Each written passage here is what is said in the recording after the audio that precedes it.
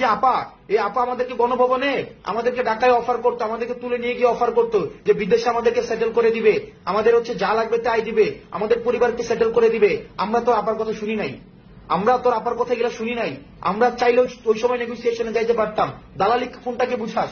তোর আপার সাথে ওই সময় আমরা দালালি করতে পারতাম, তোর আপার সাথে।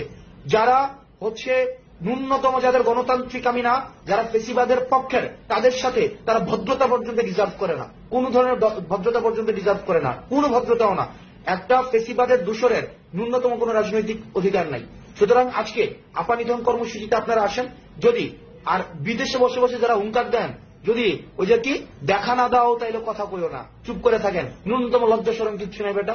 বিদেশে বসে বসে ইয়া করছিস, সাদ্দাম বলিয়াতে বলতি না যে একদিন যাবে, 2 দিন যাবে, 3 দিন যাবে, সবকিছু মনে রাখা হবে। ওই বিদেশে গিয়ে পালায় মনে রাখছিস বেটা, দেশে থেকে ফেস করতে। আমরা জানি তো, যখনই জানছিস যে ইয়া পতন হবে, এর আগে পালাই গেছিস।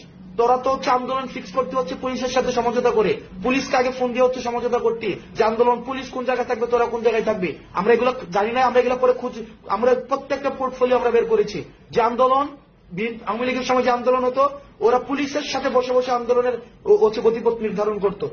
আমরা সেই জায়গায় থেকে আমরা তোদের একটা সমন্বিত ফেসিবাদী শক্তিকে উৎখাত করে আজকে আমরা তোদেরকে দেশ থেকে উৎখাত করেছি। আর বিদেশে বসে বসে এখানে অমিপিয়াল আর হার্পিক মজুমদারকে ভর করে আর তোমাদের জাতির পিতা, নতুন জাতির পিতা, আমেরিকান জাতির পিতাকে মনে করেছো ক্ষমতায় বসাই দিবা। আওয়ামী লীগ এমন একটা জনগণ বিবর্জিত দল, যেই জনগণ বিবর্জিত দল কখনোই দেশের মানুষকে দিয়ে ক্ষমতায় আসে নাই। ওরা ভারতকে দিয়ে ক্ষমতায় আসছে, নির্বাচনের আগে ভারতের কাছে দেশকে বিক্রি করে দিয়ে ওরা ক্ষমতায় আসছে। এখন ওরা মনে করে আমেরিকাকে দিয়ে ওরা ক্ষমতায় আসবে। তোমার আপা না বলতো মাঝে মাঝে, তোমাদের আপা, যে আটলান্টিক ওই পারে না গেলে কিছু হবে না। এখন তোমরা কি আটলান্টিক ওই পারে তোমাদের আদর্শিক আব্বা বানাই দিচ্ছ, মনে করছো ট্রাম্প এসে তোমাদের ক্ষমতা দেখাই বসাই দিবে। এত সহজ না। এই দেশের মানুষ এক হয়েছে ক্ষমতার জন্য না, এই দেশের মানুষ এক হয়েছে সংস্কারের জন্য, ইতিবাচক পরিবর্তনের জন্য। যে গুম, খুন, হত্যা, নিপীড়ন, নির্যাতন এত বছর ধরে চলেছিল, সেগুলোর উৎখাতের জন্য এই দেশের মানুষ আন্দোলন করেছিল।